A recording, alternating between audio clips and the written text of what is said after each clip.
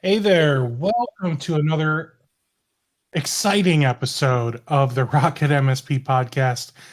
For those of you this is your second one today, uh, you're crazy because we did 2.5 hours this morning, but now I am joined by the lovely, no, that's not the right adjective, delightful, uh, Love it. blunt. He's very blunt. Jim Lippy, everyone, from SaaS Alerts, and formerly with Kaseya. Yay! All right, so I just gotta let's just get it out of the way. Okay. What First do of you all, think Steve, about? Yeah, thanks for having me today. I really appreciate it. absolutely, man. Absolutely. I'm glad you came, honestly. And I did not invite him because of the breach. Okay. We're going to talk about SaaS alerts, Mhm. but I just got to ask, let's clear the air. Let's get it over with. What are your thoughts on the Kaseya breach? Okay. First, I'm going to ask you a question because this is your second Okay. podcast today. You did 2 hours already. You like the Iron Man podcaster or something? Because it's kind of crazy to do back to back podcasts on the same day. I've done 3 in a day once. That's impressive. That's impressive. Yeah. But you I'm want to know I'm about like Kaseya. I'm like the Joe Rogan, but with less weed and nerdy for MSPs. And more hair. Much more hair, but also much less cool. I don't know. I don't know. Debatable. Yeah. Eh, all right, so Kaseya. Let's talk Kaseya. about it. Let's just get Yeah. it out over with, okay? Mm-hmm. Yeah, so I mean, it was, I guess, Kaseya's turn. One of the things that we're as an industry right now that we're confronting is that the bad guys have a lot of advantages, and we haven't caught up as an industry on multiple fronts. By the way, whether it be the software companies MSPs use, the MSPs themselves, regulations around what's going on. So ultimately, I think that Kaseya handled it pretty well, considering what it could have been. The response was pretty swift. I was talking to someone the other day about this. I mean, understanding what the impact was in terms of being able to, um, you know, shut everything down. I mean, they knew at that point when they said we're going to shut everything down that even if it was a small deal, it was going to reverberate around the entire industry no matter what. But they were thinking about the customers, and they were going to deal with the consequences as they may be. And the other thing that I think a lot of people have kind of overlooked is that this happened at around between 2 and 3 o'clock the Friday before 4th of July weekend. Obviously, they did it for a reason because I didn't think that people were going to be able to react quick enough. But the reality is that while probably a lot of companies' employees were at the beach by Friday afternoon, Kaseya employees were still there. And that's actually what enabled them to get the word out really fast and allow everyone to shut everything down. So, the breach didn't get a lot worse. So, I definitely give them credit for that and the way they handled it. I mean, obviously, we would have liked to seen all of it, get up faster, post breach in terms of both the SaaS environment and on-prem. But I think, at that point, once you're at that juncture, you've got FBI, you've got Homeland Security, you've got FireEye in there, you've got all these security experts. There's a lot of cooks in the kitchen that are saying, did you check this? Did you check that? We got to do this. We got to do that. So I think that affects the timing sometimes of getting back up and functional. All right, I appreciate that. So let's talk about what we really came here to talk about, Jim. Let's talk about SaaS alerts. What is it that you guys do? Yeah. So let me just take a step back for a second, Steve. Sure. This time last year, I was starting to have conversations with a lot of MSPs. And like Steve mentioned, I used to work at Kaseya for 4.5 years. I was senior vice president and general manager. And by the time I left, I was pretty much running the community for the 20,000 MSPs that we serve at Kaseya. And I was starting to have conversations with a lot of them around their customers moving to SaaS applications. And one conversation was right around this time last year really struck me. This MSP owner was telling me that he currently supports 4,000 users, and he's got 900 servers under management. This time last year, he had 1,200, and he continued to go on and on. I said, wait a second, back up for a second. This time last year, you had 1,200 servers, and today you have 900. So you lost 300 servers in a year. I said, how? Why? And he said, well, a lot of my customers are just moving to SaaS applications. I said, what are you doing about it? He said, I don't know. What can I do about it? So that was like an aha moment for me. You track all this stuff, but then you start having conversations like that, real conversations with real MSPs. And it was like, wow, that's pretty deep and troubling at the same time, because that's revenue lost for that specific MSP. And I had been talking to my friends in the space, in the software space that I had worked with in the past, Seth Bostock and Chip Buck, and they told me that they had been developing this product for SaaS security. And so something I was becoming more and more familiar with. And so this conversation really hit me and said, wow, there really is a need for this. So coming back to your question, what we do at SaaS Alerts is we allow MSPs to protect and monetize the SaaS applications their customers are using today. So in simplest terms, our product, think of it like a robotic employee for the MSP. It scans SaaS tenants back and forth every 90 seconds. And what it does is it brings to the forefront via an alert what you need to do for the MSP on behalf of your customer to make sure that they are not breached, to make sure they don't suffer a major breach. And I'll give you two examples just from this past week alone.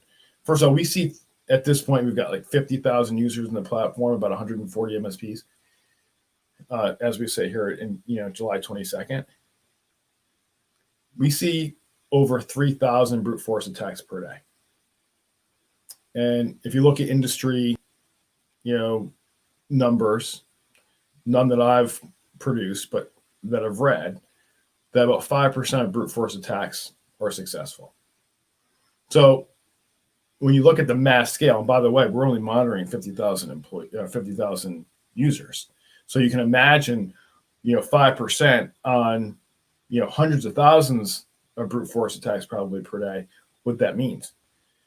So are you saying that you see 2,000 brute force attempts every day from your 50,000 users? Actually, for every 30,000 users on our platform, we actually see 3,000 brute force attacks per day. Okay. So does that mean 150 brute force attempts are successful? Yes. And even with SaaS alerts, it's successful? Well, keep in mind, what we do is we monitor. So let's just take a really good example, right? So we had a MSP. He's given me permission to talk about this, Lambert Technologies, Stu Lambert. Just this past week, he put our software on one of his customers. And within a matter of days, he realized that one of his customers they had users logging in from India and China. And they don't have users in India and China. So he's like, wait a minute. I set this up. I whitelisted the United States. Everything else is blacklisted. No user should be logging in with legitimate credentials from any other country. But yet they were. So, which means it was already hacked. Yes. or breached or whatever you want to call it. Someone had whatever. credentials. They shouldn't, right? So then he was able to reach out to the customer and shut it down. And I'll give you another example. So that one was just this past week. Last week, we had an MSP that called us up or hit us up on support and said, I'm seeing a lot of unusual behavior. Can you help me try to figure this out? And they had put our software on one of their customers at the end of June. So now we're in the beginning of July, and they're seeing this unusual behavior, and our software had been turned off. And so we looked at it and said, why'd you turn our software off? The reason we're not catching some of the things you're talking about right now in terms of unusual behavior is because our software is off. Who turned it off? And they're like, we didn't turn it off. They had gotten actually a critical alert that someone turned it off. Because we throw an alert when someone turns off SaaS alerts. Right? That's a critical alert. This environment had already been breached. Come to find out, what the bad actor had done was essentially taken over a 365 service account and promoted themselves to admin. Once they promoted themselves to admin, they were able to, for instance, turn us off. So if we were actually in there to begin with, we would have thrown off a critical alert when that bad actor got in and promoted themselves to admin. Because what we do is we alert at any security policy change in the environment. And then obviously we would have, we threw the alert off when they shut us off. So those are, two pretty good examples right now of the types of things that we catch. We monitor now for 58 different events. 13 of those become alerts. The rest are logged events that you can go back and look at from a forensic perspective. So what kind of events are we talking about? Yeah, good question. So people logging in from unauthorized countries. We look at multi-authentication failures, and that's usually a brute force attack. And the bad guys are playing by the rules that Microsoft set, and they do these low and slow campaigns where they understand how many times it takes to get locked out. They go right up to that, stop. 15 minutes later, they start back up. And they just keep on going and going and going until they get in, right? So understanding, we have a report that shows all the places in the world that a SaaS environment for a specific customer is being attacked from. We call it the SaaS risk report. It's really, really powerful for prospecting and also to show prospects and customers that they should be using MFA, because it's actually staggering how many of their accounts are getting attacked through multi-factor, and it shows up in multi-authentication alerts. Another really big alert that we see is someone adds a new device. And we know, FireEye caught the SolarWinds breach because someone added an iPhone, right? So that's obviously important. Security policy changes, as I talked about before in that other breach. Also, what we call orphan links. So, Steve, you and I, in theory, prepping for this podcast, might be sharing information via OneDrive, links back and forth. And then the podcast is over and we go in our separate ways. The average user out there, they never configure these OneDrive links to actually terminate. So then they become orphaned. They're just out there in the ether waiting for a bad actor to actually use that link to tunnel back into OneDrive and gain access and move laterally through 365. So what we do is we alert on when one of those file share links goes dormant for 30 days. And then we send the MSP an alert saying, this user used this link. It's now orphaned, that allows the MSP to see that and now work with that user to say, okay, let's go back and terminate that so no one can use it to get back in. So those are just a few examples that we're talking about, but they're pretty prevalent. All right. And now is where right about the time where I'm going to ask my first ridiculous question. Okay. All right. So, you've probably seen this guy before, right? Yes. Yeah. He looks kind of like you.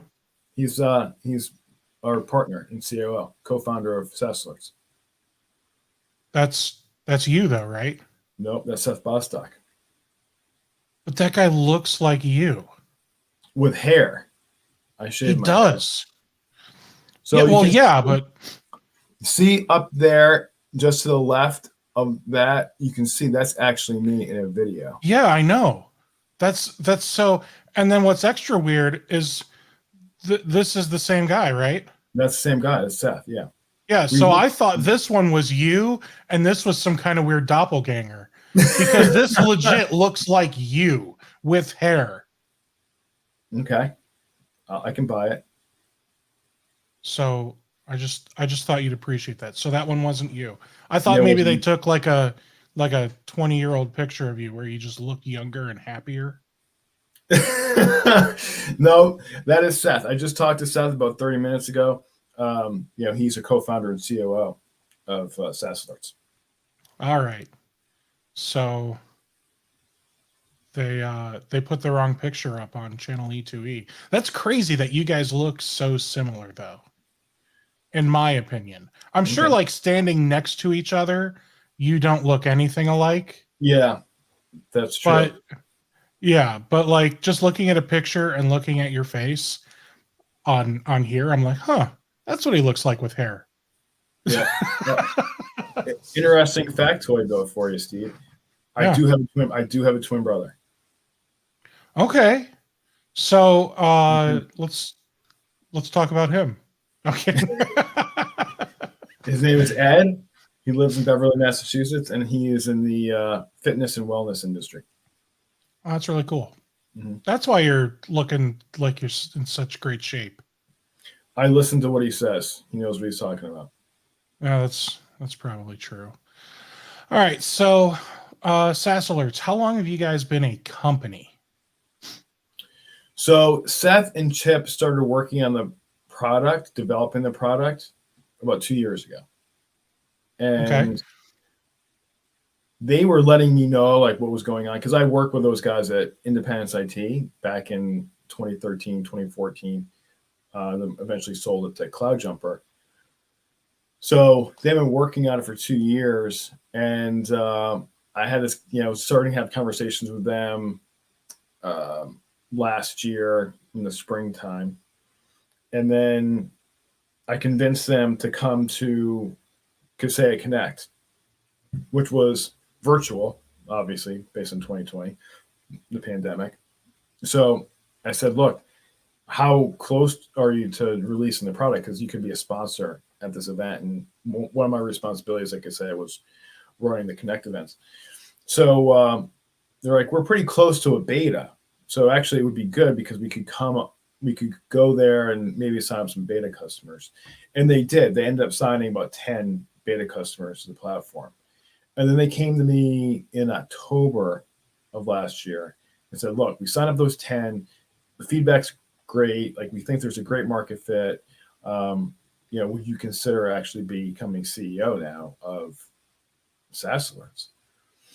And I had just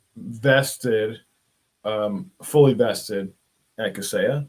So I was actually able at that point in October last year to buy all my options. And I'm like, you know what?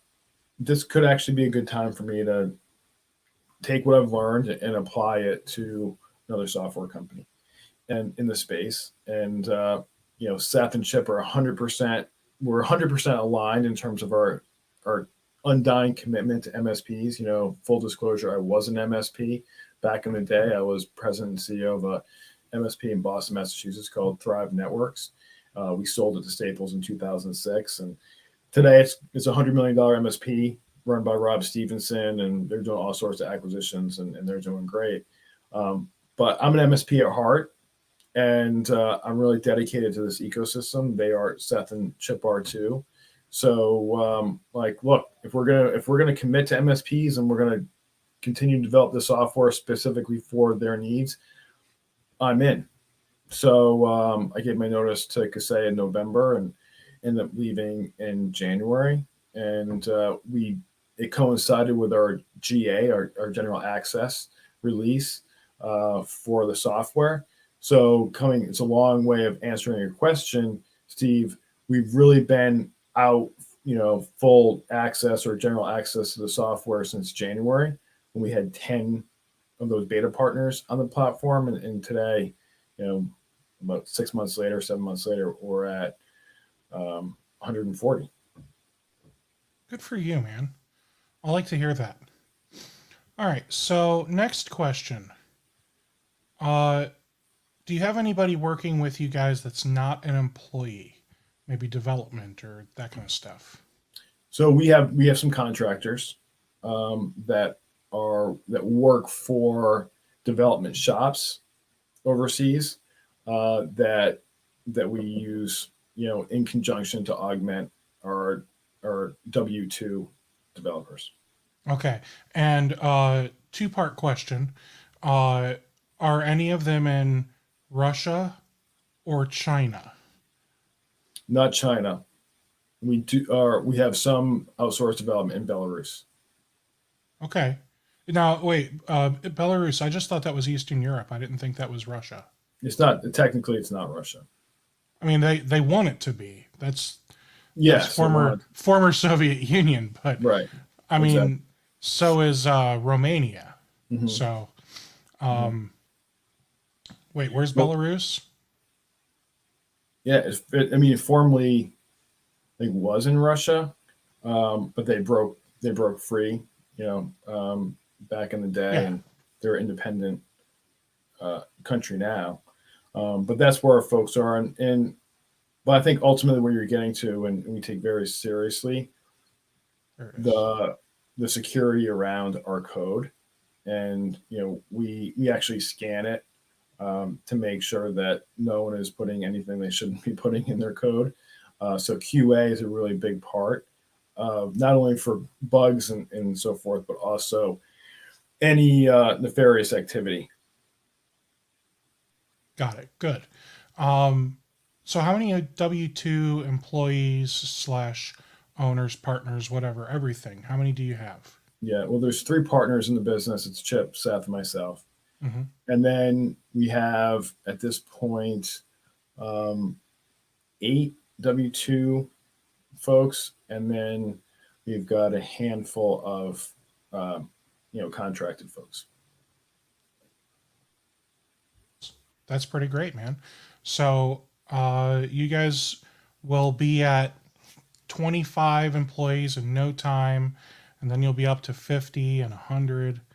And all it's going to take is you to just keep on trucking, delivering what you promise you're going to deliver, impress people, and obviously gain more customers. Yeah, it's pretty much the recipe. Yeah, I mean, I've been in this industry now since 2003. First on the MSP side, and then on the software vendor side. Mm-hmm. And I've seen a lot of people come and go on the software side. But here's the thing: if you're dedicated to the MSPs, what their needs are, if you listen to them, right, and you have a good program around what you do, and you follow through with your commitments, and you're solving a legitimate problem for them and their customers, then you should be able to continue to grow and be successful. It's not that complicated of a recipe. Some find it hard to do, but it's not complicated. And I think one of the things that we look at is we are maniacal about the fact that MSP is our only customer.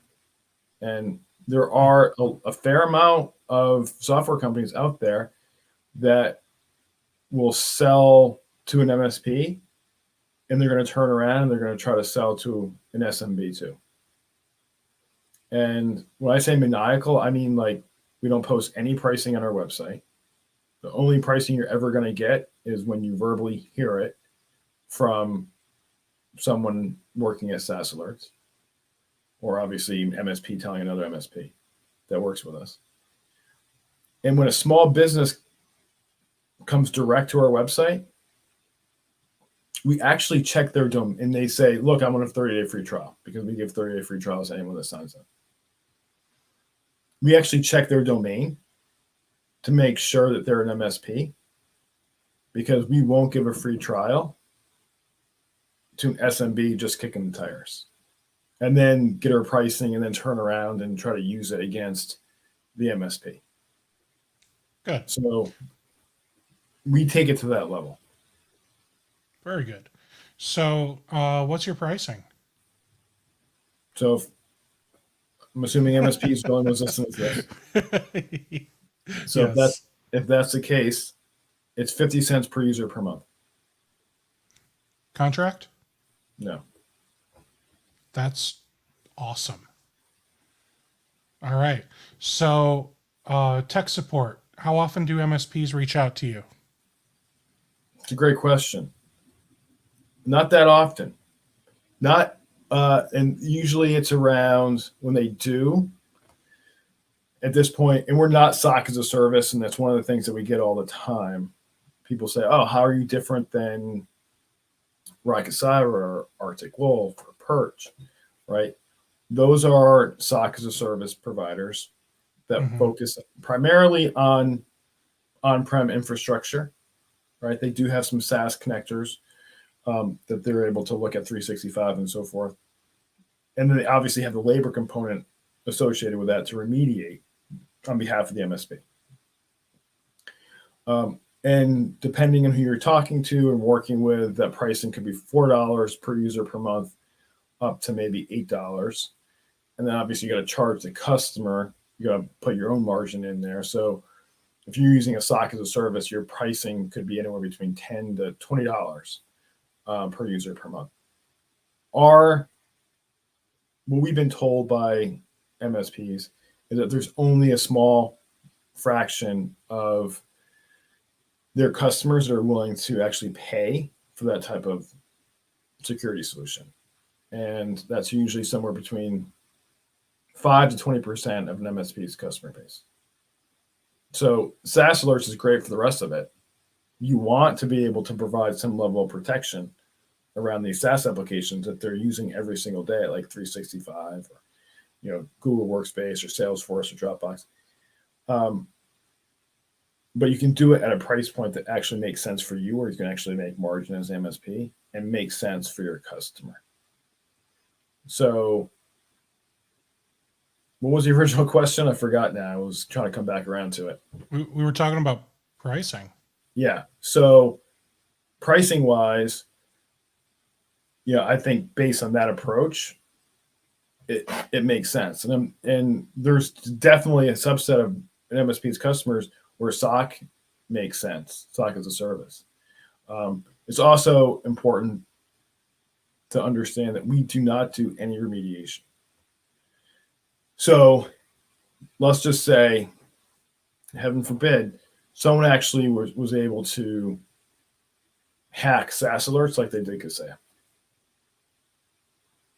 They're not going to get anywhere because we don't do any remediation.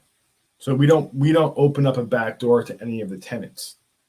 They will see alerting information about what's going on, but they will not be able to get into a tenant and provide or impose mass destruction. And that's obviously something that some of the SOC as a service companies need to worry about, because they do remediation. And if they're able to get into those companies, and they can go pretty far. All right. So, are you able to show us a demo of this thing today? Do you want to see a demo? Not really. I mean, that's not what people come to these things for. I mean, I can show you some reporting that's really cool. That's not necessarily a demo, but what the output is. I was kidding. Yes, people would love to see a demo, Jim. But we can also see the reporting. Okay.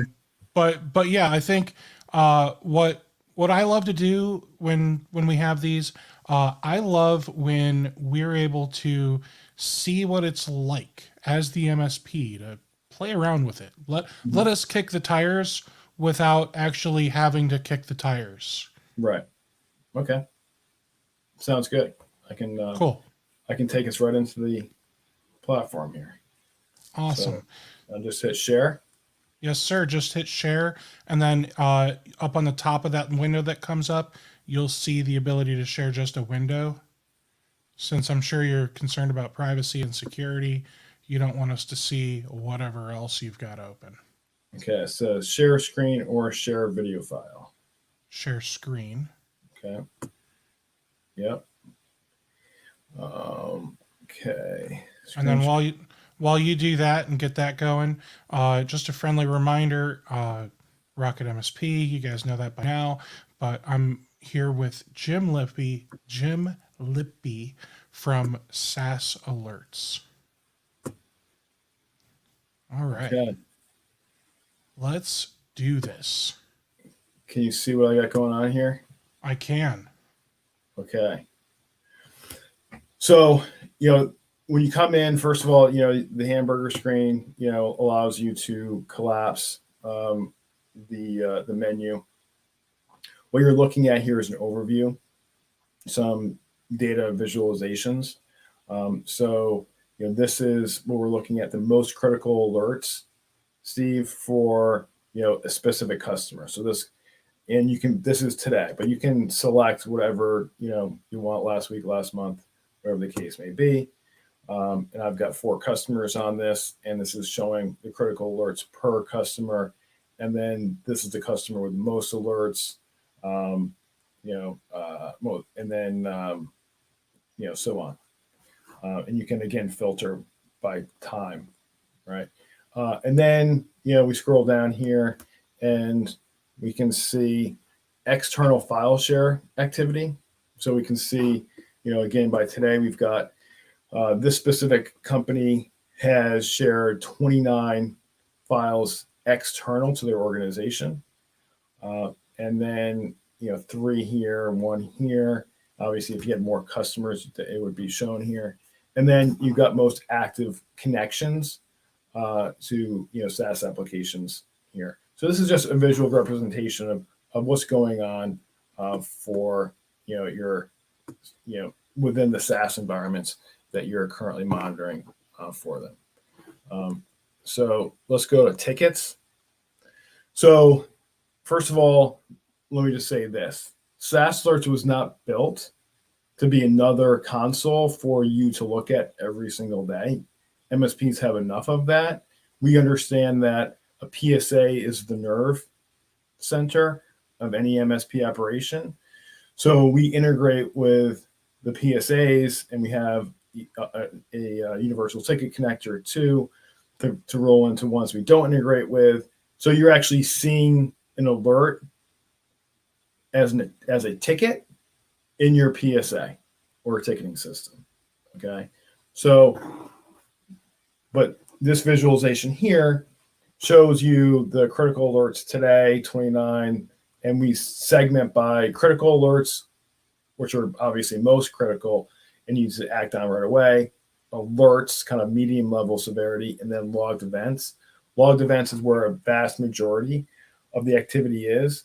Only roughly 1.6% total of all of the events that we monitor manifest themselves in any kind of alert that needs to be taken care of.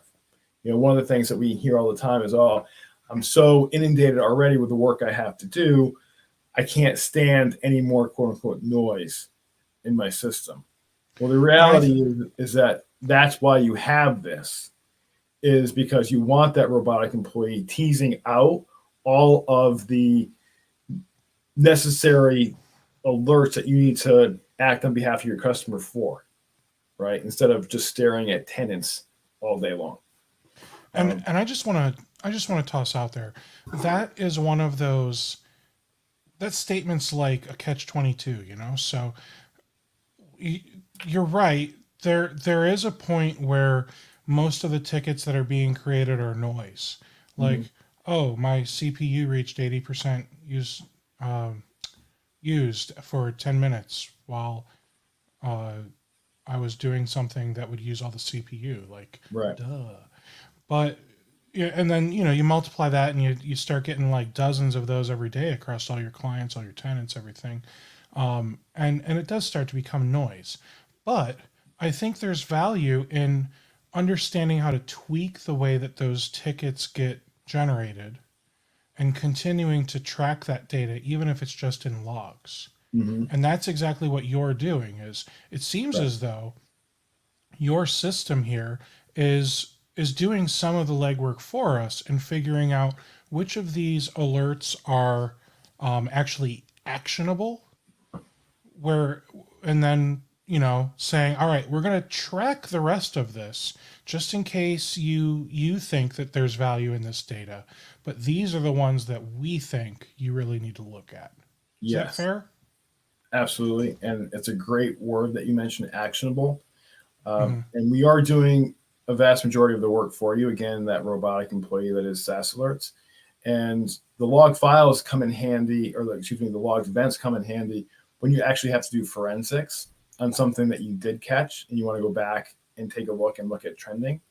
And by the way, I'll show you in this demo, you can actually customize these alerts too, right? So if there's something specific that you just don't think is that important on a default basis, then you can customize it, per your own practices. And you can also snooze Maybe it I a little don't. too. Maybe I don't care if people keep trying to log into my customer system from North Korea. Maybe I'm fine with that. If that's your prerogative, Steve, and maybe that's the case. And if that's the case, you can just make that a logged event and it won't show up as a ticket. You can always come into the console and check out your logged events, but it won't show up. So, yeah, Perfect. if that's what you want to do, that's what you can do. All right. So I don't recommend anybody doing that. Yes, I feel like I have to throw out that disclaimer every now and then. Yes, I know. So Well, the other side of my statement though, so getting inundated with useless alerts is not helpful, and that's probably hopefully what MSPs are complaining about.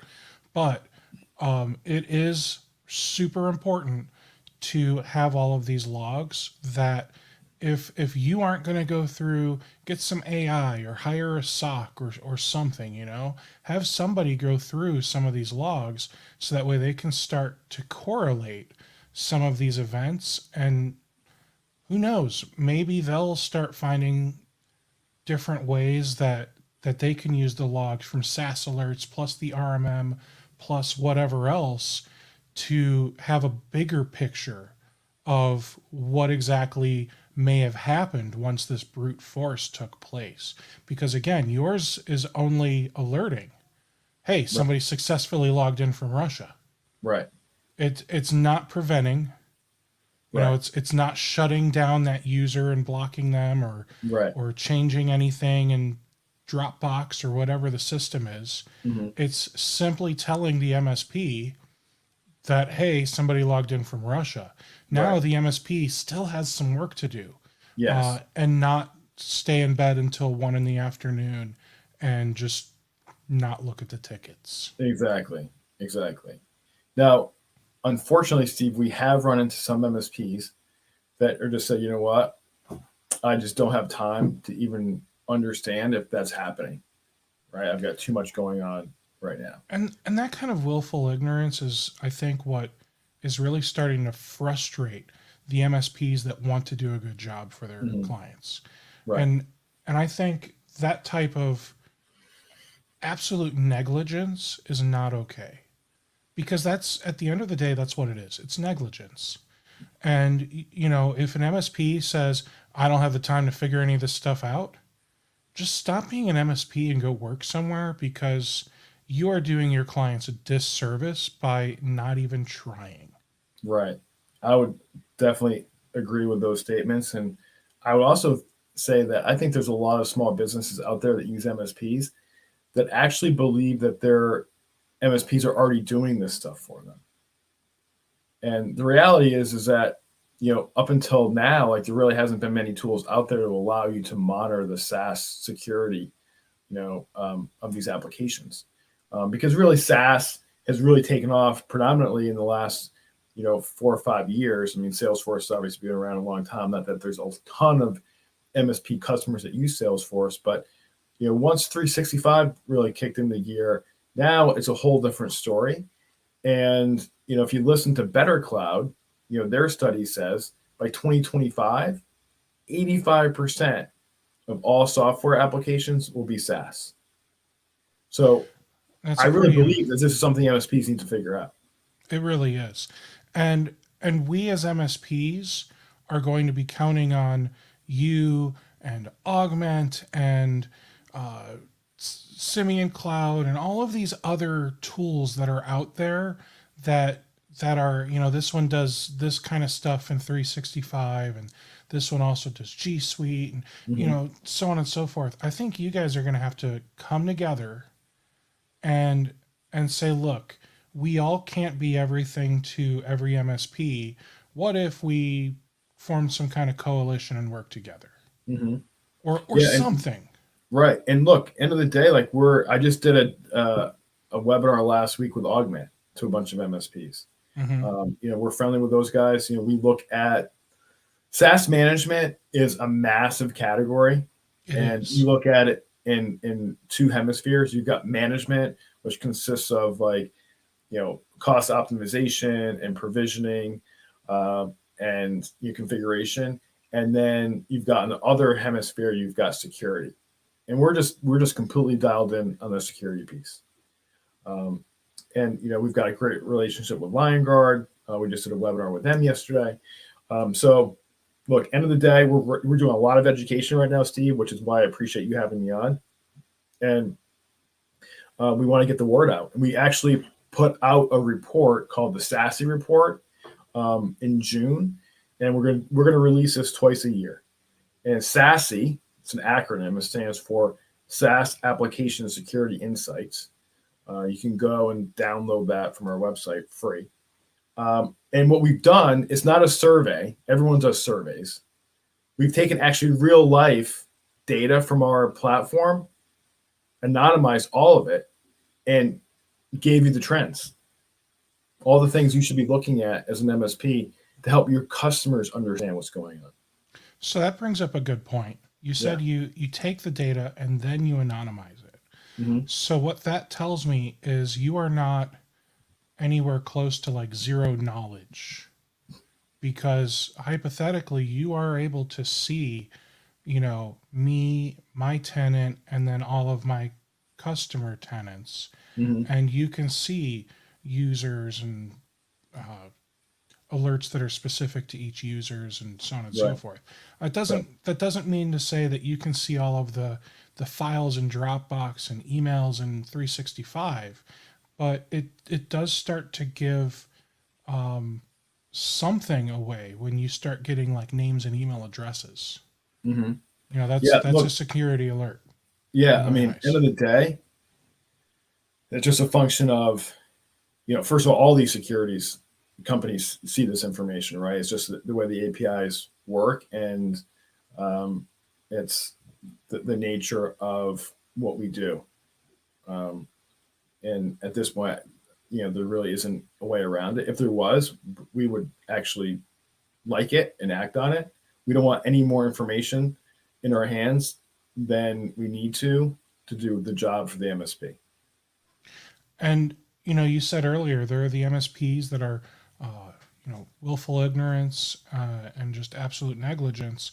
But then there are the MSPs that just don't know any better, and they don't realize what kind of information and data, whatever, that you and other vendors are able to access. Mm-hmm. They don't realize that, okay, you can see all of the email addresses associated with all of our end users, Right. or that I'm just pulling stuff out of thin air right now, or that Augment can see all the subjects of the emails, or whatever, right? Yeah. So I think something that all vendors should really start to do for MSPs, for the ones that just don't know any better. I think all of you need to create some type of privacy, just bullet points. We don't need stupid lawyer speak. Mm-hmm. We can see your shit, period. Right. Right. Like Yeah. something, anything. Mm-hmm. Because I think MSPs are really starting to realize, like, oh yeah, we are the attack vector at this point. So I think they're going to start to need to look at all of the vendors they're working with and figure out which ones do they really need. Because some people Right. just sign up for things to sign up for things and hope it does something. Other Sure. people want shiny new toys, and then there's the people that want things to be function over form. So Right. I think that something like that, and that's not even picking on just you guys. It's picking on all vendors in the channel. I think all vendors need to start disclosing how much into our tenant and our client tenants you guys can actually see. Right. You know, Now, that's a really important point, Steve. And one of the things I want to highlight there is that we are completely agentless. It's all API driven. And on top of that, yes, we can see, but we can't remediate. We can't go in and change anything in the tenant. And sure. where other companies, right, it's just part of their business model. A SOC as a service company, if they're going to remediate, they have to have that level of access. It's just They the way it is. absolutely do. And I think this is becoming, more and more of an issue with, what we're seeing right now in supply chain attacks. And it's a reason why we've made a conscious effort at this point not to remediate. Okay. So, So since you brought up supply chain attacks, yeah. I'll ask, do you guys do anything to monitor like the Kaseya tenant for MSPs? So that's a great question because we just had a partner advisory council meeting last week.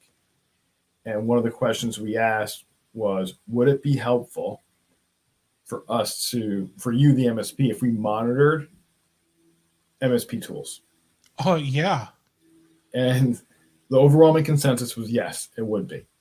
So, Yeah, I honestly think that's the number one thing that you guys should be working on. We should know that our shit don't stink.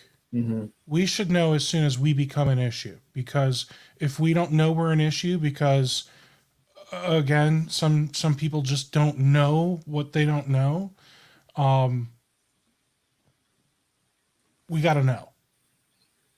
Exactly. So, based on that feedback, we started looking at the existing tool set across the industry and said, okay, what application? Because we're still a startup, small company, right? There's only so many resources we have. I would love to be able to take 100 developers and say, you 5 go tackle that application, you 5 go tackle that, and be able to bang out 20 new apps monitored within 30 days. Unfortunately, it's not going to happen that way. So No, it's not. But I would say like the RMM is number one, man. well, first of all, some of the RMMs from an API perspective, right? And again, because we focus on SaaS, not all of them are 100% SaaS based. Like the breach that we just saw with Kaseya, that was an on-prem, software breach. So we're not going to be able to do anything for that. That being said, Right. there are That MSP should have had a a SIEM and a SOC and all that if they're going to right, host things on prem. right. So when we're looking at SaaS, like we looked at where is the biggest bang for our buck right now if we were able to look at an MSP tool that is purely SaaS. And we came up with IT Glue. There's number one. Why IT Glue? Well, first of all, it plugs into almost everything at this point. And it's where all the main documentation is for about 8,000 MSPs. So if you own an MSP, you probably want to know who's logging into IT Glue, where they're logging in from,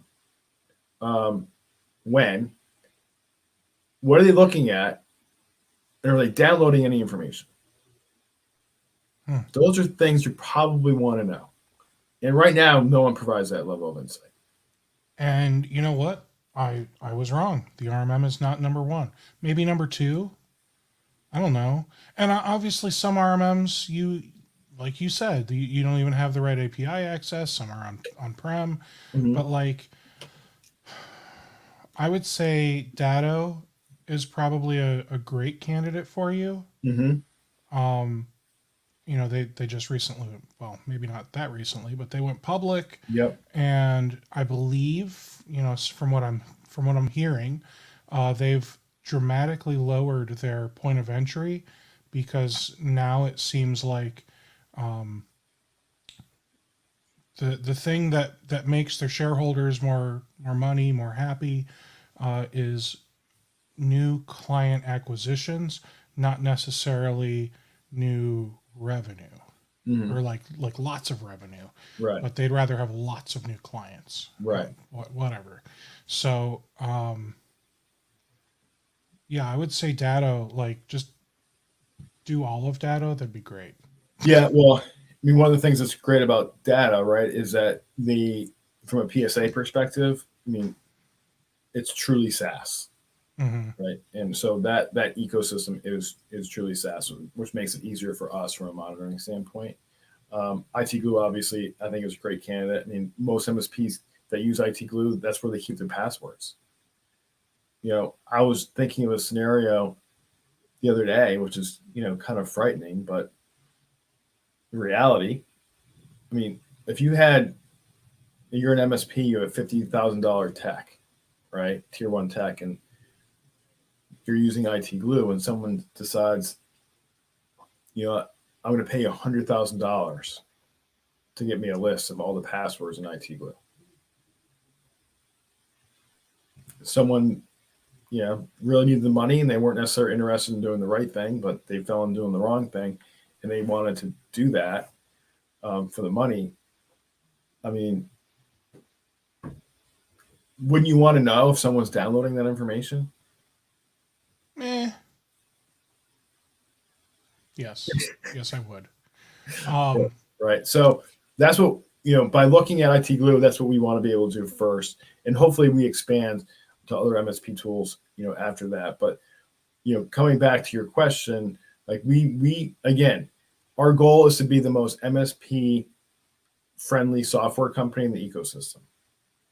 And I think by monitoring their tools, you know, actually helps us on our you know, on our way to our vision. So I think I'm about to ask you a reasonable question.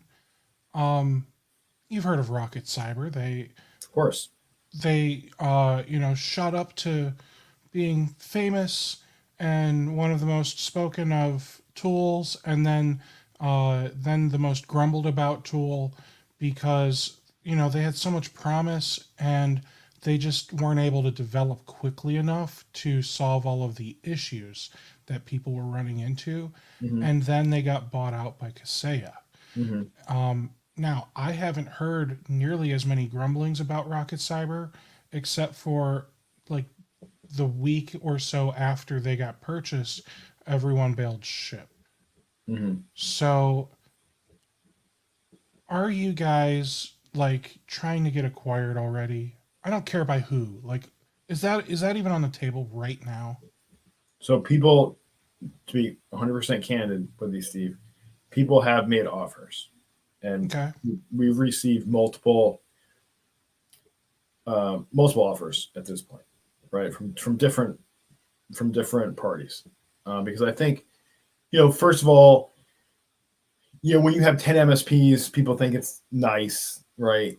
And we'll see what you can do type of thing. But once you're able to acquire 130 MSPs in 6 months, then people think, okay, they're probably on something. But I know, because I've been there. I'm not speaking well of anyone I say it. It's just the way it is. Generally, what happens when a company gets acquired by a bigger company, if the deal isn't structured the right way, then innovation stops, or it kind of starts to crawl if it doesn't stop. And we're really excited about what we can do. Yeah. We're in the process right now of raising a Series A that will allow us to continue to run this business independently until profitability. And I don't And see any issue with you guys acquiring funding. You mhm, know, first round, second round, whatever. I don't even know how all that stuff works, if I'm being completely candid, because I've never run like a SaaS startup before. mhm, right. So I don't see any problem with you guys getting funding. And if it's anything like it is on Shark Tank, I'm sure you have to give some type of equity away when you get Yes, it. definitely. So yeah, totally cool, because I mean, you can't at 140 or however many MSPs, are you guys profitable right now? Like truly profitable? Not even close.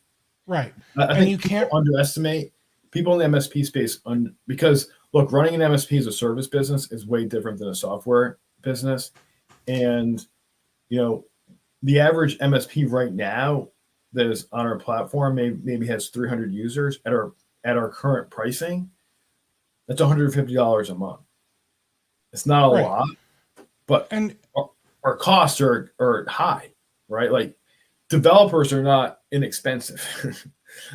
even if they are Salespeople, in Belarus, right? I Um, mean, they still got to get paid. right. In aggregate, right? So, and then you've got all this marketing costs. I mean, in terms of going to events and salespeople. Um, so Well, I it's mean, expensive. well, and not only that, but you said you've got 8 employees. Let's Yep. forget let's forget the partners. The Yep. employees there's 8 of, right? Not including Mhm. partners. So you said you've got roughly 50,000 endpoints. Let's Mhm. just assume you're making full rate on every single endpoint. Mhm. That's what, 25 grand of revenue every month Right. before any taxes. Right. And paying 8 salaries is probably pretty difficult on 25 grand, plus all the SaaS hosting costs and Exactly. whatever else. So that's why I asked, are you even profitable? No, Because I just kind of assumed, if anything, you might be break even, but not even good, close. good that you were honest. So what that tells me is, if you guys are going to continue running a successful business, one of 3 things need to happen. Your price needs to go up so you can increase revenue and Mhm. have more cash flow, or maybe a combination of the two. You need like a super acquisition day where thousands of MSPs just decide they're all going to sign up, and maybe Like Amazon maybe Prime all. Day. Yeah, we call it SaaS alerts day. That's a good USD. That's a really good idea. Let's work on that. We will. And then option number 3, you know go out and search for funding, Hmm. because that funding is going to be what gives you guys the runway to be able to take this software and be able to continue paying people, Right. and not have that come out of your pocket and the other 2 partners' pockets, Right. and then give you that runway to acquire enough customers to where maybe you're just hitting break even, and then you can start dumping maybe a little more resources into development, and then marketing, advertising, and everything else. Yeah, and you bring up so many great points there, Steve. And development is something that we're super focused on. I mean, I mentioned we had the partner advisory council meeting last week, and we got fantastic feedback from people that have been on the platform since January. One individual said, "I can't believe the progress you guys have made, the additional features and functions you've added in 6 months." And we add new features into the product at this point almost every week. We've got a great team, and we're listening to our partners, and we're not even close to being done. And so that's why we want to get the funding so we can continue to develop at this pace and even faster. And we look up, another 6 months from now, and we're light years ahead of where we are today, and so on and so forth. So that's what we're focused on. And even if we were to do a deal down the road, I know enough to try to structure it in a way where we would be independent enough not to stifle the innovation and the maturity of the product. So. And we got a question that I assume the answer is no, but I'll ask it just in case. When you get investors, you run your round of investment. Do those people, by gaining any type of equity, do they get access to company data? Like, do they see your client list and our tenant and all of our clients and all that? No, okay. No. I mean, they will ask for, like in the diligence phase, they will ask for a list of MSP partners, and some of which they may want to talk to evaluate whether, just not take our word for it, but actually talk to one of our customers, right, an MSP partner, and say, what do you think is that worth? Yeah, that seems absolutely fair. Right. We don't get access to any of those investors. And here's the great news. We did, Steve, when we started, so in order for me to join, we did a debt round. Okay, so convertible note. We were just going to raise $500,000, and we ended up raising about $1 million. And we were oversubscribed. That's what that means. And we did it from people in the industry. So people probably know who Gary Peak is, right? From True Methods. He makes some really good cake. Yeah, chocolate cake methodology, right? I love that analogy. David Bellini, co-founder of ConnectWise. Adam Susskind, the former CRO of ConnectWise, and now he's a CRO of LionGuard. Kevin Lancaster, the former CEO of ID Agent. These are all people that came in. Paul Sissel, who had an MSP, and Pete Peterson, they had an MSP in Boston and sold it to OnePath. These are industry insiders. And by the way, those guys are now involved in Taylor Business Group. We've got industry insiders that know what the challenges are, know what the challenges are going to be in the space. And those are the guys that decided to initially invest in us. And the people that we're looking at right now as investors for the Series A, they're also from the space. So hopefully that, when all that comes out, that gives people comfort that we're not just going out and getting VC money and getting money from people that have no idea what an MSP is or how it operates or what it does, right? These are people that know the space, know the industry, and want to see it succeed. And, not only are giving us their money, they're giving us their advice. So that's really important to me. Hey, do me a favor, refresh my memory. The founder of IT Glue's name? Chris Day. Chris Day. Isn't he doing smart toilets now? Smart toilets? So I think what you're talking about is Austin McCord. That's who it was. Dado. Yes. Yes. Austin McCord is doing smart toilets. Yes. So you got some of his money, right? No. Come on, man. He'll literally throw his money at crap. Why not? Why not yours? Yeah, that's a good one. Nice. I see what you did there. Yeah. So I've only met Austin actually once.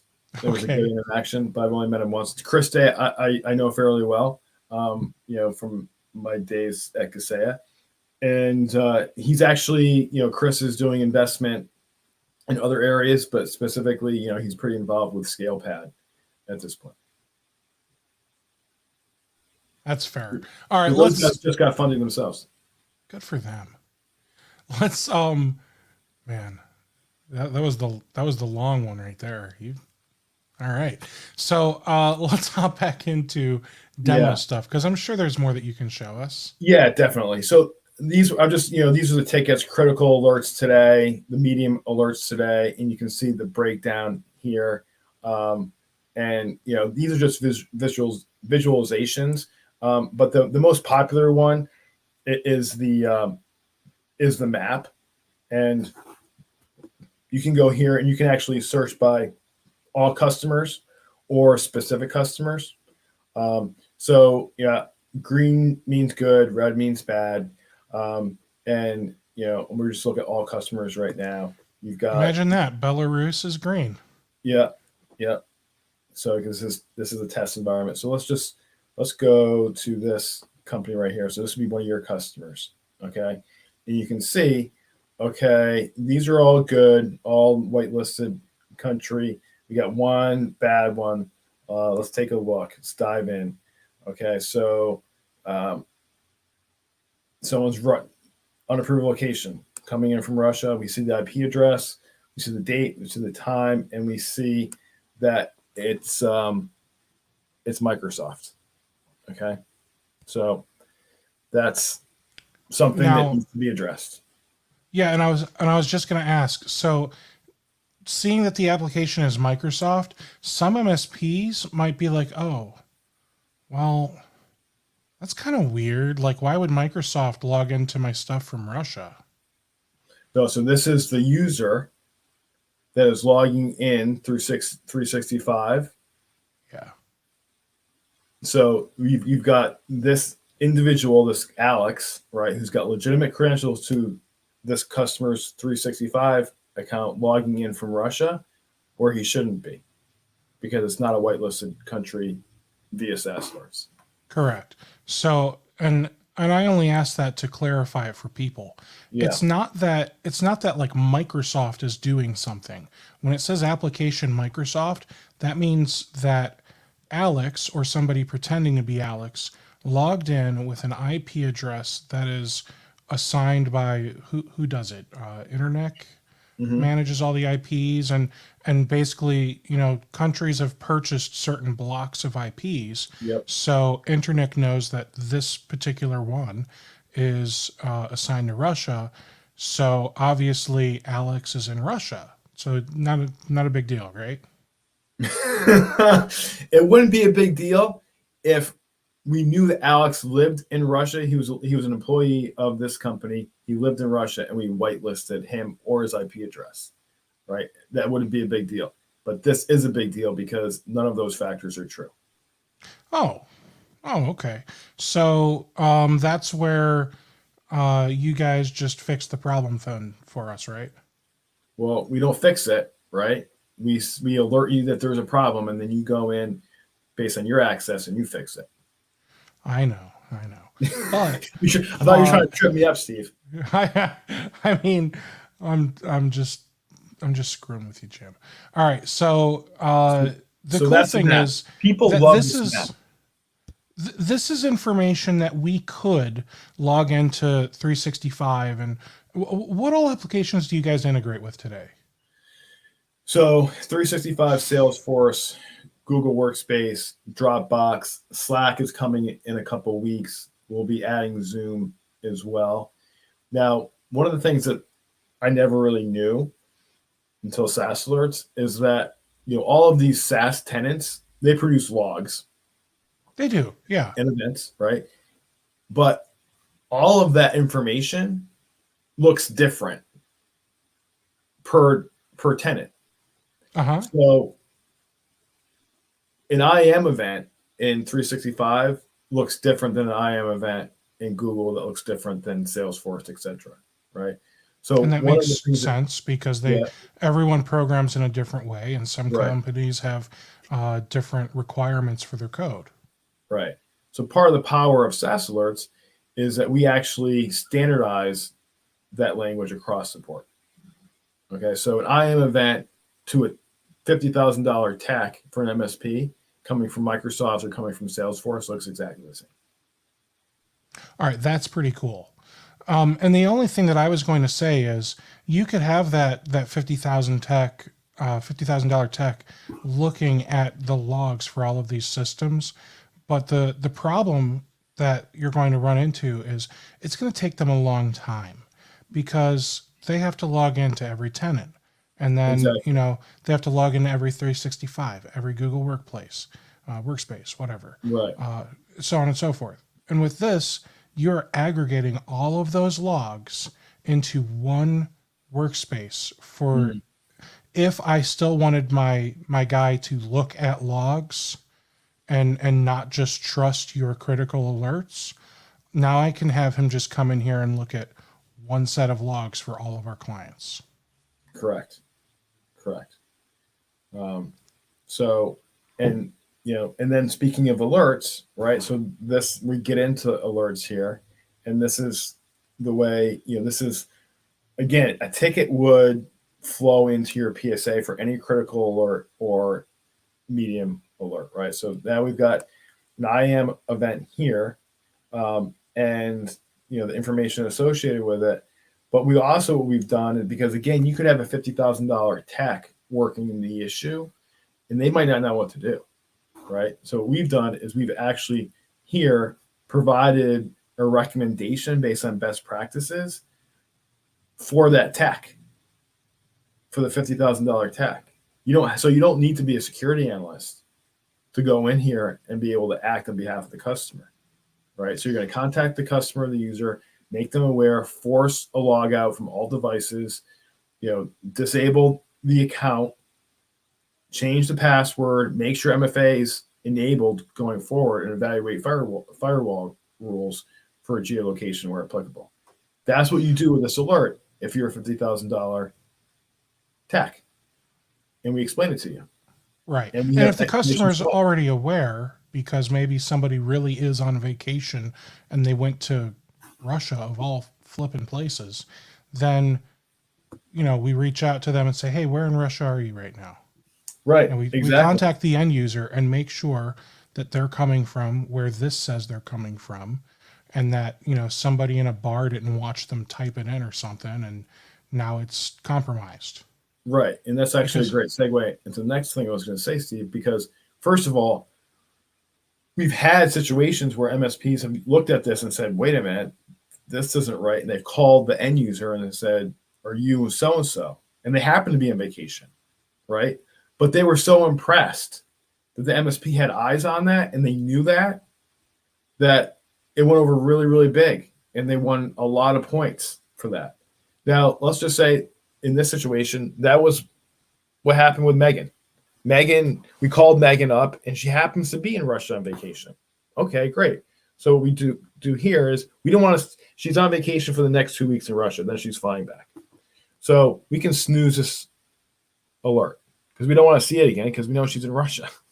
So in order to silence some of the noise on this, what we do is say, okay, we're going to, the next 14 days, boom, we're not going to see this anymore.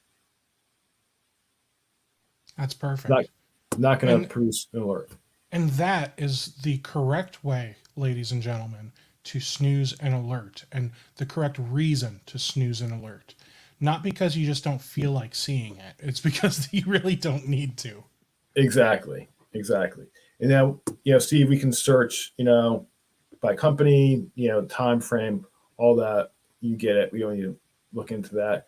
Alerts, same exact,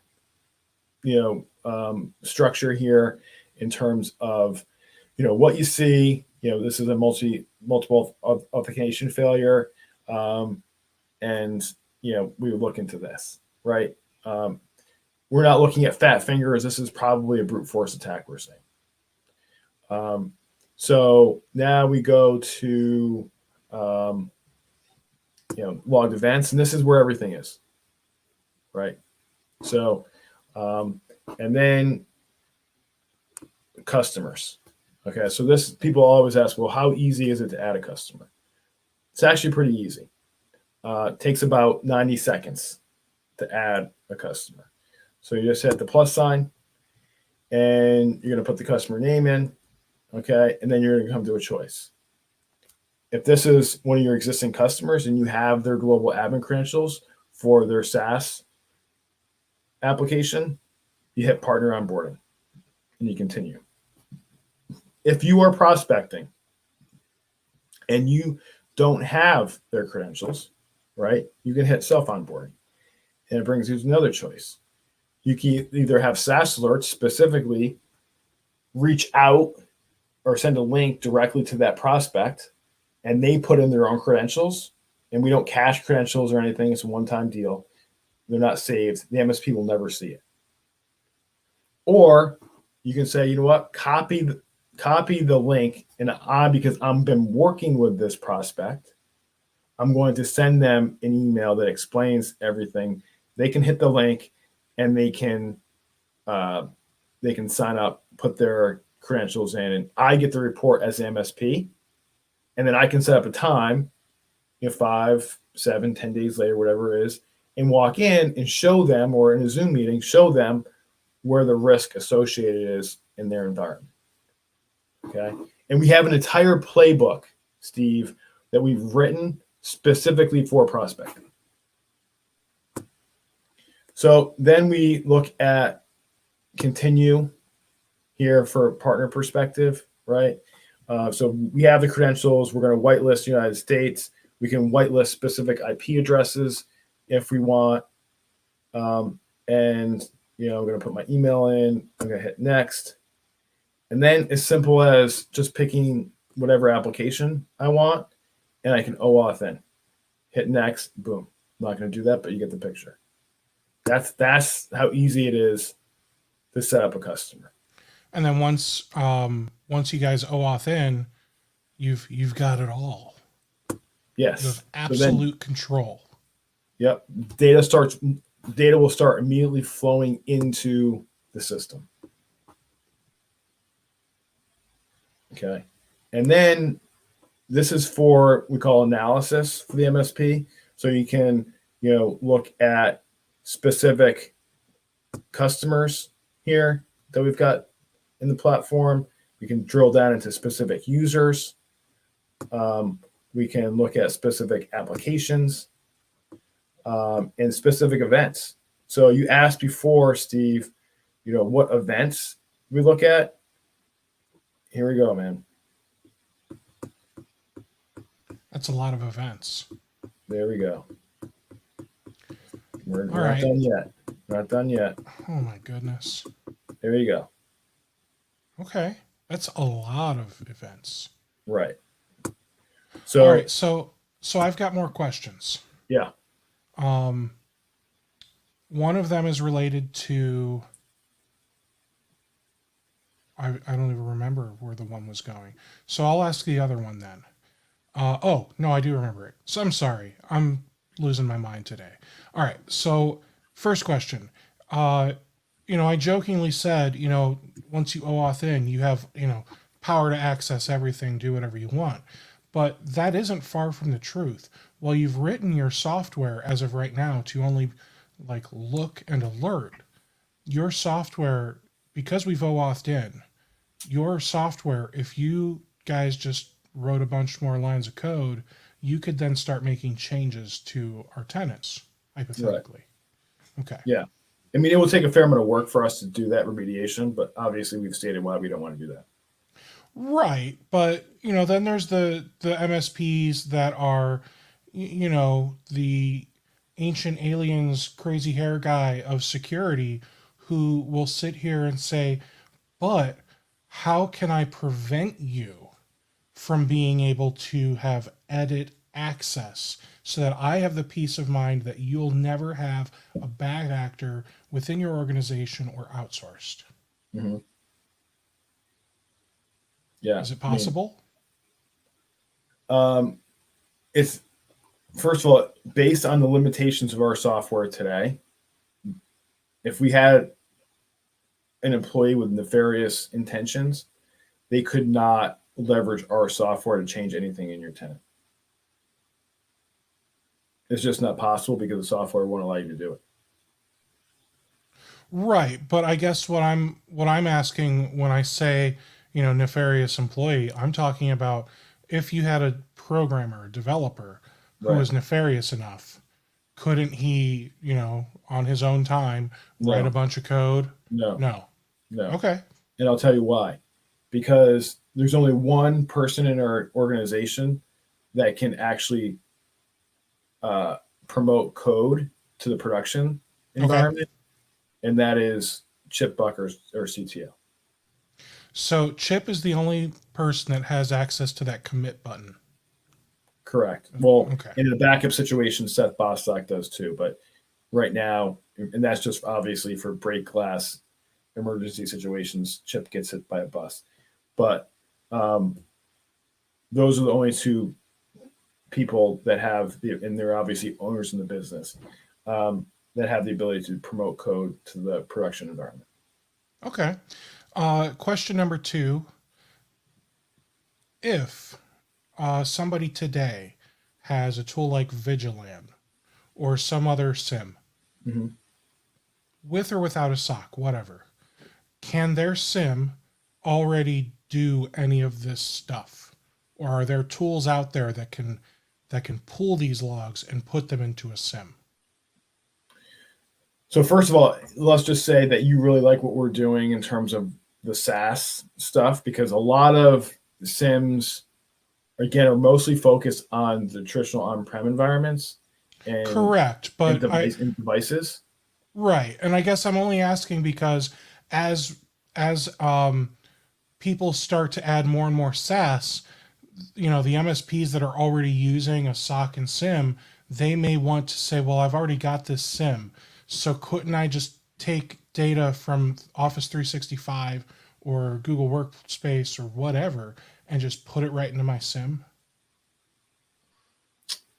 If they are sophisticated enough to use the API information from those applications and then tie it to the API of the SIM, then yes.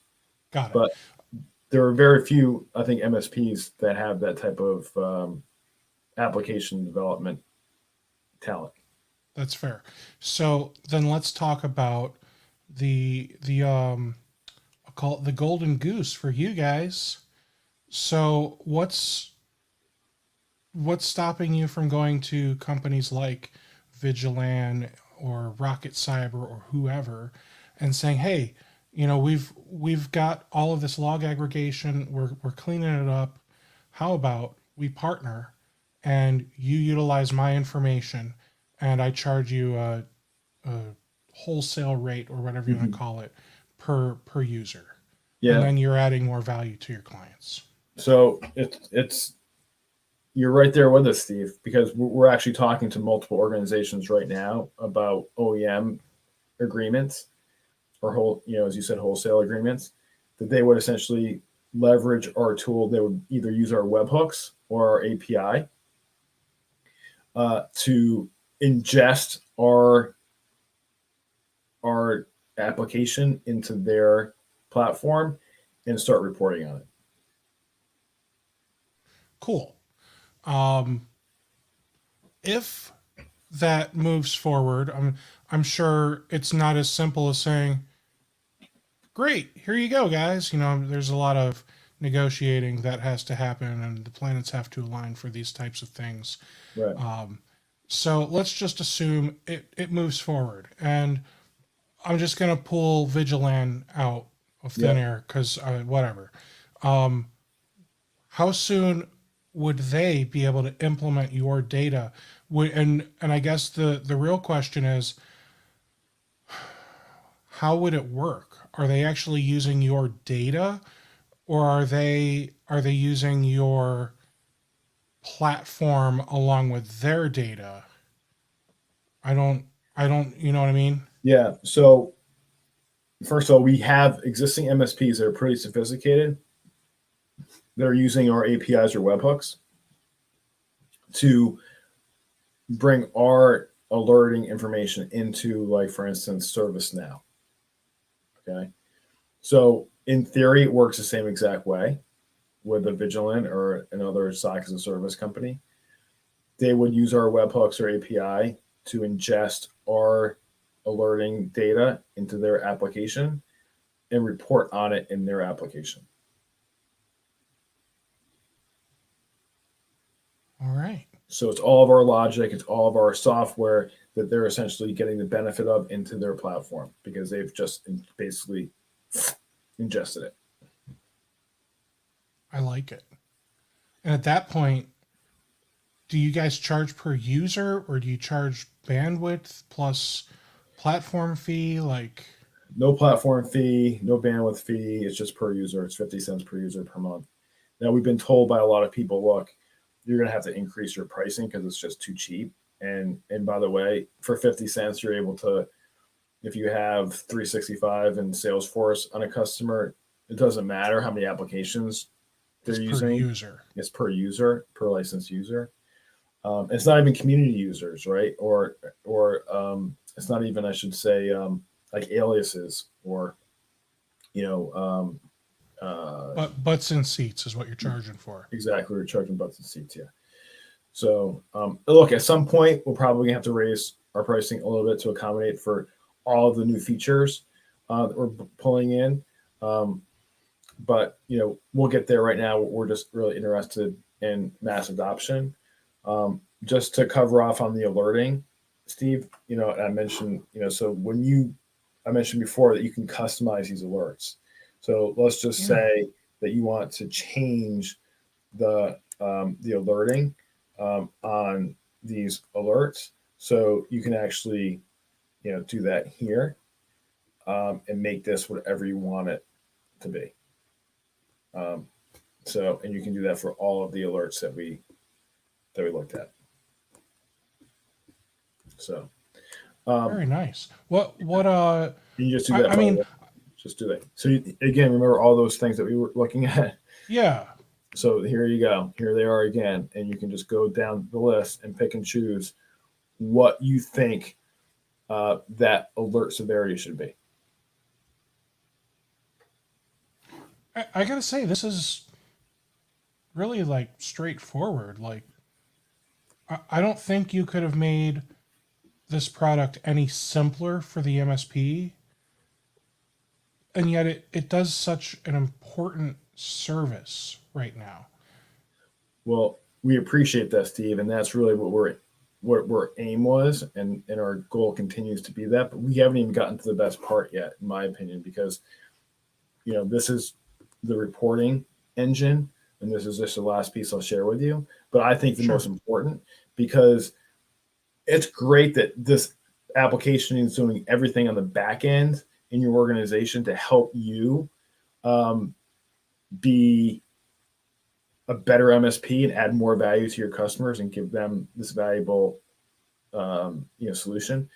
But how can you then take this information and convey it to the customer and say, look, this is what we're doing for you, right?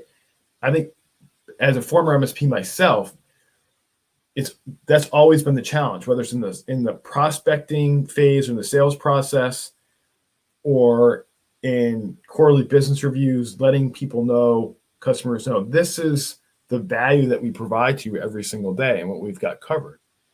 So, what we've done here is we've created a completely private labeled environment, right? Where you can come in here and you can change the color of this to match, your colors, and then put your logo in here.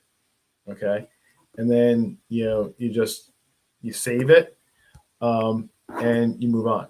And now we can run a report. Okay. And you couldn't have made this look better if you'd tried. Thank you. Appreciate that.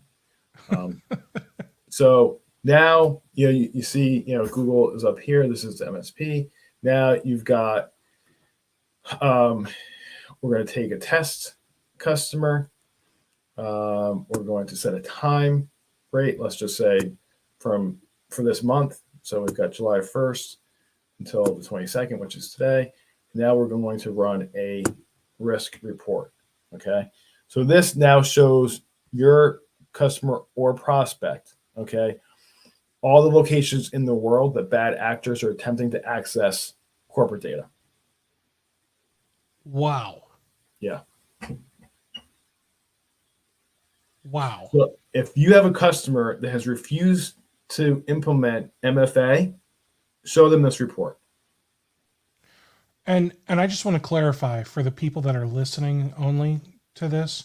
I mean, I don't know how big this imaginary company report is. It's 100 users.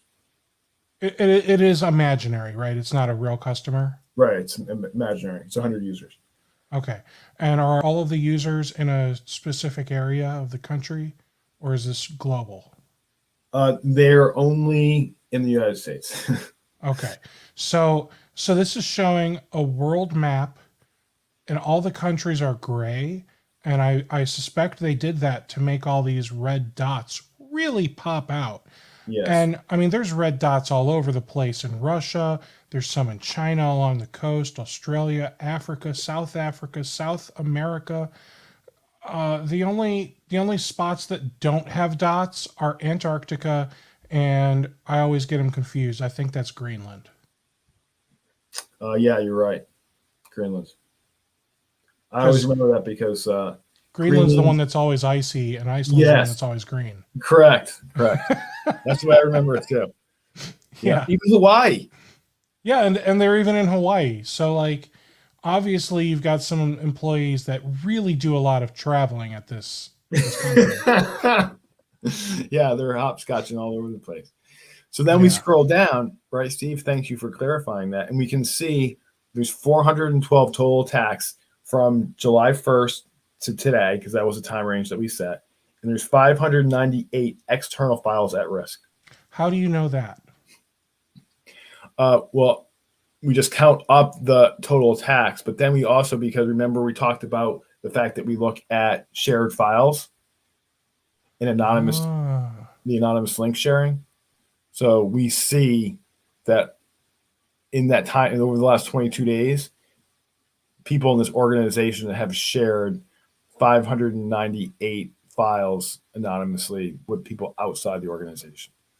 And let's say you ran a new report next month, and we kept sharing these 598, and then we added another 402.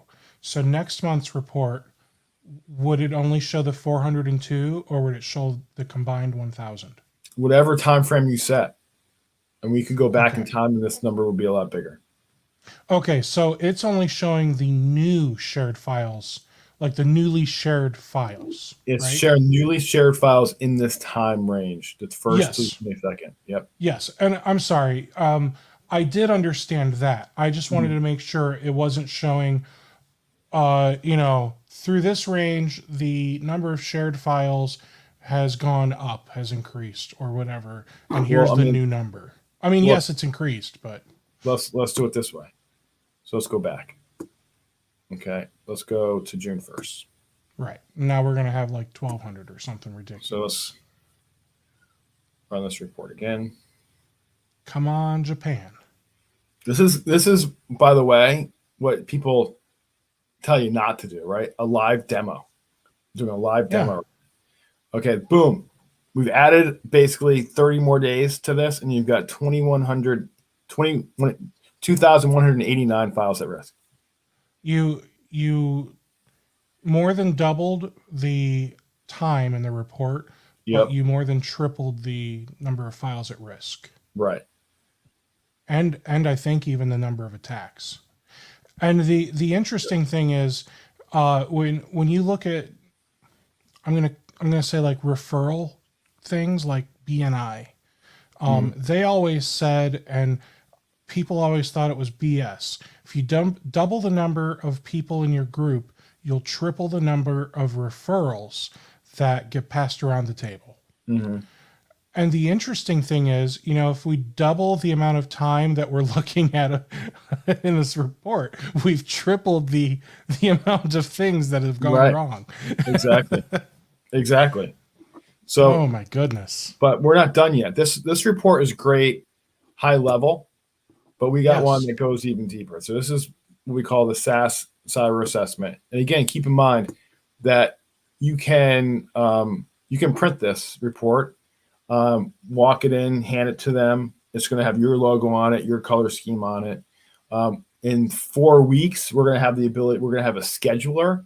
So you can actually on an automated basis, schedule these reports to go to whatever customers you want them to go to. And to clarify, guys, a great way to do this would be to walk into the owner or decision maker's office and drop this report off with a bottle of tequila and say, you should look at this, but you're going to need this. And then just turn around and walk away. And that is awesome, Steve. Can I use that? Do I have permission to use that? Because 100% yes. Okay. I am gonna need royalties though. 5 cents per user in perpetuity. I'm gonna have to run that by legal. Okay. So this is the SaaS cyber assessment report. Okay. So this is different from a map perspective, right? So the map below displays location from which a user performed the most recent activity. Okay. And by the way, I set this time frame. So this is from June 1st until June 30th. Events appear in green if they're low priority within approved geographic regions. Events appear in yellow if there are alerts which may require some investigation.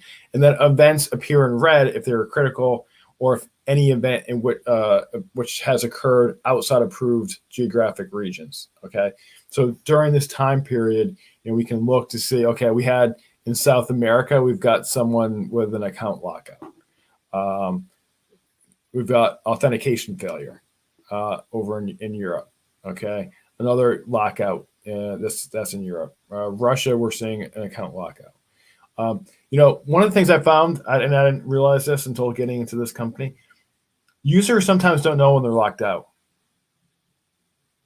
Heck, I sometimes don't know when I'm locked out. Yeah. So they can just keep running their business and they don't know. So we actually just had someone, they were running us up against some other tools. I'm not going to name who it is, but they said, you're the only ones that were able to find an account lockout. And they said, you got my business going forward. So anyway, so you see this level of activity, right?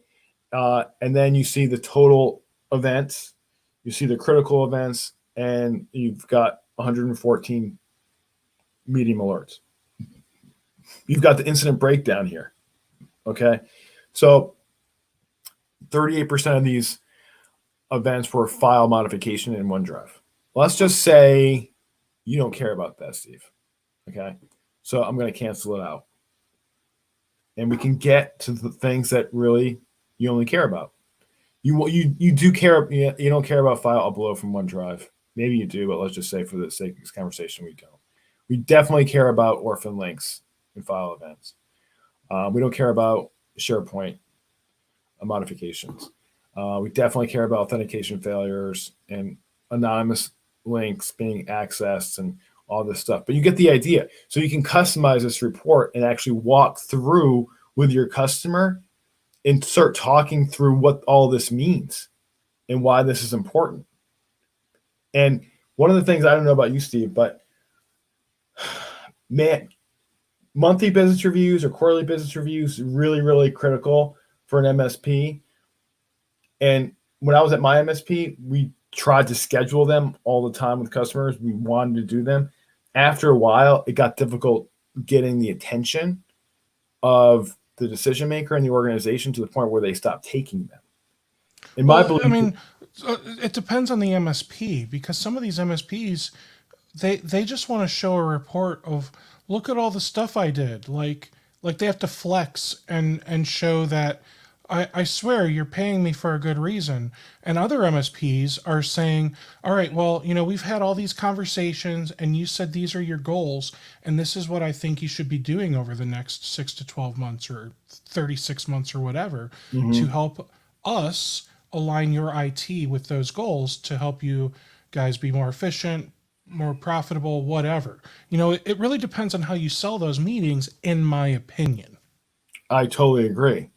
And I think one of the reasons why people stop taking them is because they see, first of all, the MSP sharing data that is just like mind numbing to the decision maker. They don't care how many viruses were quarantined last month. But when you start looking at, some of this information and you're able to actually sit down, talk about it, customize it, in their office on a screen with them, look at individuals here, failed logins, from various individuals. These are usually brute force attacks, by the way, when the number is that high, and they're usually against executives. That's what we found. So then you look at the individual users. So this chart is displaying top 10 users within your business that triggered the most alerts in this time period. Okay, so let's see.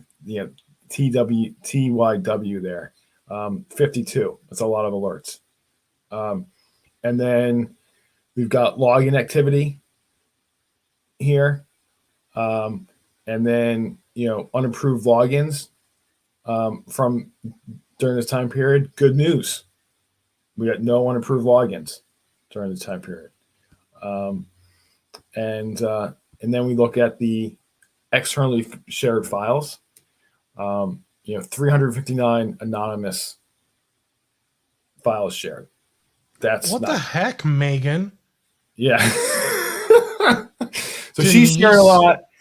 There's a lot going on here, right? It's important. Now, one of the things that we like to talk about is so Microsoft holds data for 365. Most of these guys do for 30 days. We actually hold it for a year for forensics purposes, right? So let's just say Megan, right? Okay. She was like sharing a lot of stuff. Okay. Let's just say she left the company this week, and a little birdie told us that she's now at her top competitor. Okay. That's not good. That's not good, right? Let's go see what her activity was the months leading up to her departure. Okay. Let's do this. There you go. Okay. Let's just see. Okay. I've never done this before. This is on the fly, dangerous stuff. And obviously, everything's going to go wrong right now because this is a live demo. Of course. And you're making stuff up as we go. Okay, but now we're going to go down. We're going to see how this. Where's Megan? 841. She's number 2. So actually, Denise is the bad actor here. Could be. We don't know. Let's dig into it. We can dig into it? Well, and you can go back and you can actually look at the logged files because we go back more than 30 days. If you were just using Microsoft and using the tenant information, you wouldn't. But because you're using SaaS alerts, you can go back and start looking at all those logged events. All right. So are you telling me that hypothetically I can look at the logs in SaaS alerts and see what files she shared to? Yes. And who they shared them with? Yes. Show me. The only thing we can't do is, and we don't want to do, is actually read the file itself. And that's good. I don't think I'd want you reading the file called, Steve Taylor's social security number and address. Right. That probably wouldn't go well. All right. So here's one that I don't get. Mm-hmm. Anonymous. Yep. How the heck does somebody anonymous share files? It could be like a service account. Okay. So that to me is a red flag. Right. What the hell is the principal doing sharing out files? There you go. I don't really know what kind of service accounts they might have, but so I mean, there's so much here, Steve, that can go wrong, and you should have oversight on behalf of your customer. And the reaction, the MSPs are using this the right way, and they're reaching out to their customers and having these conversations and sharing with them and calling them up. Hey, are you in Russia today? They're like 3 minutes of action, gaining them 3 years of goodwill with the customer. That's good. But I want to know that this is going further than just like surface level. Hey, were you in Russia today? So can you show me, since you're in the alerts section, I don't know if it needs to be here or in logs or whatever, right? But I want to see, how would I use SaaS alerts to look up Megan or Denise's shared activity? Okay, so first I got to go to the right customer.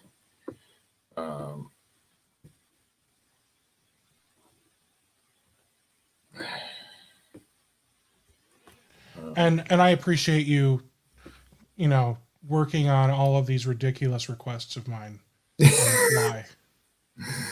No problem. While you're doing that, I'll go ahead and recap. We are sitting down today with SaaS Alerts with Jim Lippy from SaaS Alerts, and we probably only have just a few more minutes left. We've talked about how cool and easy this software is to, even at the surface level and just looking at it for mere seconds, or not even having to look at it, you'll get alerts for when customers log in from countries that they shouldn't be in, and simple things like that. And then now he's looking up, it looks like maybe a report on a specific user, because I noticed that there was a user in our imaginary world that decided to quit our company, and now they're working for our largest competitor. And we want to see, since she had a boatload of shared files over the last 60 days, I want to see what kind of files she's sharing and who she's sharing them with. So he's looking up right now Megan B from the Imaginary Insurance Risk Services Incorporated. Okay, so these are the files she's shared externally. Okay, Yes. Let's hit create. Let's go back in time. Okay, we're going to do this. I think we started in April. May 1st. Oh, it was April? Okay. Okay, until July 1st. Perfect. Okay, so SharePoint. There it is. Okay, so file or folder viewed.